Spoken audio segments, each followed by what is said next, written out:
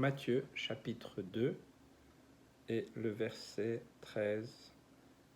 On pourra lire un peu plus bas, ça va jusqu'à 17, mais on va déjà lire le verset 13 et 14. Lorsqu'ils furent partis, voici un ange du Seigneur apparut en songe à Joseph et dit : Lève-toi, prends le petit enfant et sa mère, fuis en Égypte et reste-y jusqu'à ce que je te parle. Car Hérode cherchera le petit enfant pour le faire périr. Joseph se leva, prit de nuit le petit enfant et sa mère et se retira en Égypte. Il est dit que Joseph et donc sa femme et puis Jésus sont restés en Égypte jusqu'à la mort d'Hérode. Hein? D'ailleurs, ça rejoint un texte de l'Ancien Testament. J'ai appelé mon fils hors d'Égypte dans le livre d'Osée. Ce qui est important dans ce texte, on pourrait dire, c'est quand même Jésus, c'est le Fils de Dieu. Pourquoi il fuit ? Pourquoi ils sont obligés de fuir ? Qu'est-ce que ça peut nous apprendre à nous aujourd'hui ? Parce que des fois, nous aussi, pourrions avoir envie de fuir face à certaines situations. Et là, la situation, elle était quand même assez difficile puisque on cherchait à faire mourir Jésus. Et peut-être même que toute la famille allait y passer. Hein, parce qu'à l'époque, les Romains et même les agents du roi Hérode, c'était pas des enfants de cœur. Hein, c'était pas des gens qui posaient trop de questions. Hein, c'est un petit peu radical. Alors, ils ont fui, mais ce qui m'interpelle, c'est qu'ils n'ont pas fui par rapport à la peur de la mort, pas du tout. Voilà, parce que jusqu'à ce que l'ange leur parle, ils n'ont pas fui. Ça, c'est extrêmement important. L'ange, la parole de Dieu, le message qui leur est parvenu par cet ange, c'est lui qui a donné cette instruction à Joseph pour partir, pour fuir. Face à certaines situations difficiles, je crois, personnellement, pour avoir vécu aussi certaines choses, la première chose, c'est de ne pas fuir. C'est de faire confiance au Seigneur. C'est d'être là dans la paix et dans la grâce, Seigneur. Voilà. C'est pas. Si quelqu'un venait et comme j'ai vu cette petite vidéo il y a quelques années, quelqu'un qui a pris...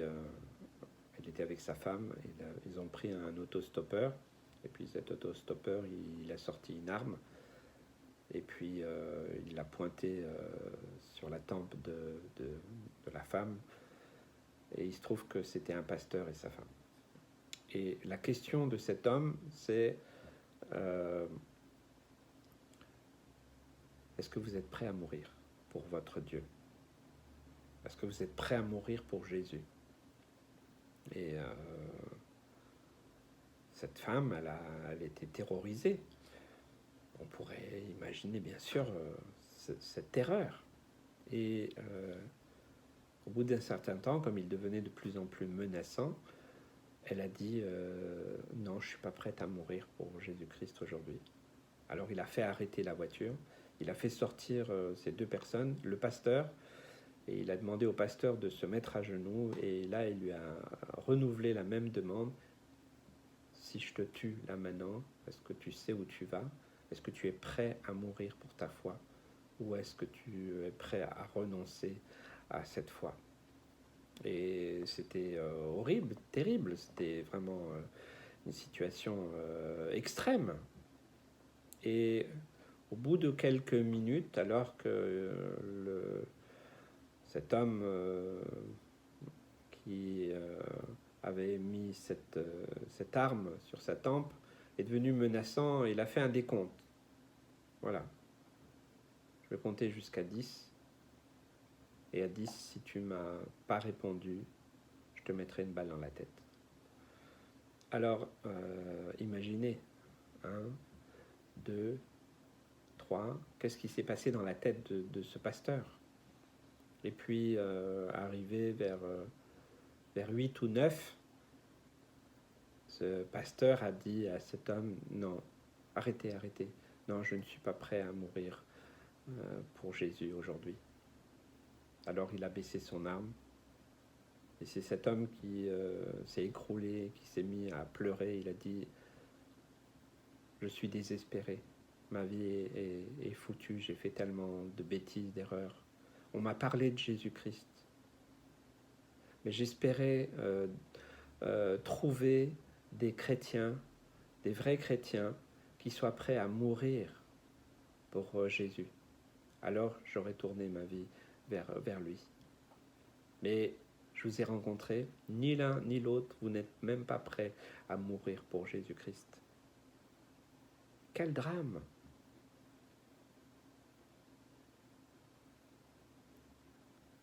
La fuite, c'est pas la solution, dans un premier temps.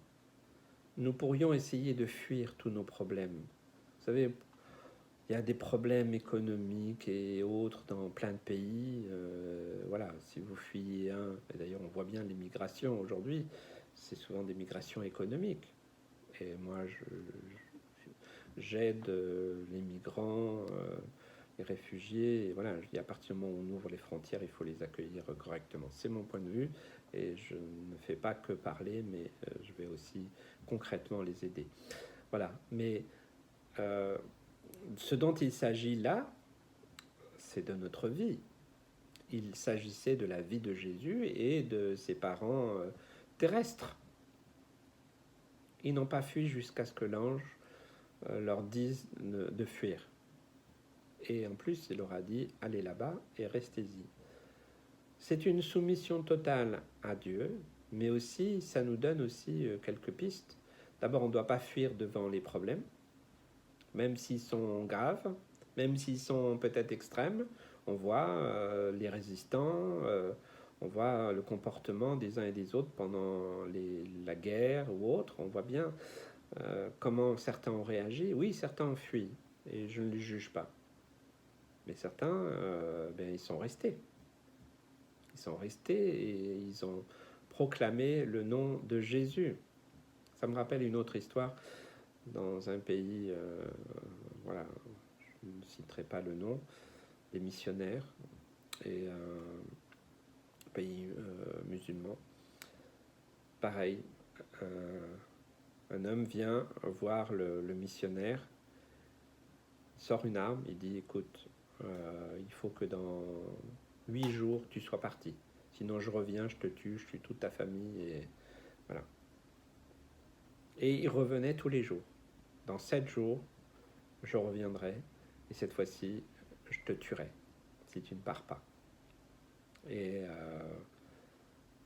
imaginez, il discute avec sa femme, avec ses enfants, avec la mission, ses passages, il faut partir.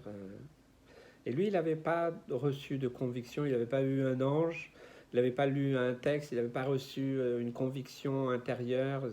Là, il n'y avait rien qui est venu pour lui dire tu dois partir, tu dois fuir. Alors, il a voulu simplement suivre les principes bibliques. Tant que Dieu ne lui a pas dit de bouger, il ne bouge pas. Et ce gars revenait, 6e jour, il sort l'arme, je vais te tuer, toi et ta famille. Et puis, dans ces premiers jours, le missionnaire était un peu passif, il était plus à réfléchir, à discuter comment je vais faire, comment on va s'en sortir, comment je peux protéger ma famille. Voilà. Et puis d'un seul coup, il a eu un éclairage, cette fois-ci, oui, par le Saint-Esprit, par la parole de Dieu. Eh bien, il a commencé à prier, pas pour fuir, mais il dit, Seigneur, ta parole dit que tu changes le mal en bien. Je prie, Seigneur, pour que, avant la fin de ces 8 jours, c'était peut-être plus, je ne sais plus, mais voilà, c'est juste le principe. Voilà.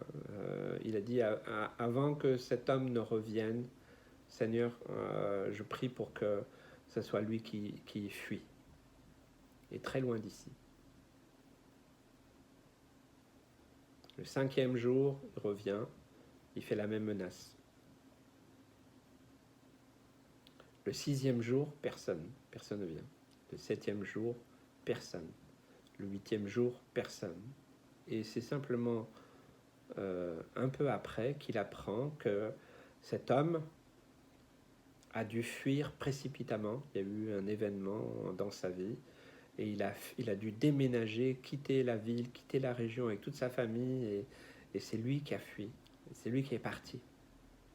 C'est un merveilleux exemple que tant que Dieu ne nous demande pas de bouger, on ne bouge pas. Quelle que soit la situation, même si elle est extrême, même si elle est compliquée, si elle est difficile. C'est ça que je voudrais que nous puissions retenir. Et puis aller, peut-être fuir, c'est peut-être voilà, protéger, bien sûr, il voulait protéger Jésus et cette famille, parce qu'il y avait un projet. Donc Dieu va toujours nous protéger. Il va toujours te protéger. Je crois que c'est aussi important pour tout. Je dis aux hommes, vous êtes des sacrificateurs dans votre maison, priez, priez, voilà, bénissez, priez pour la protection de votre famille, votre couple, vos enfants, vos petits-enfants. Priez, oui, je pense que tous les jours, il faut remettre sous le sang de Jésus. Quand vos enfants partent à l'école, priez avant vous. Aujourd'hui, c'est difficile.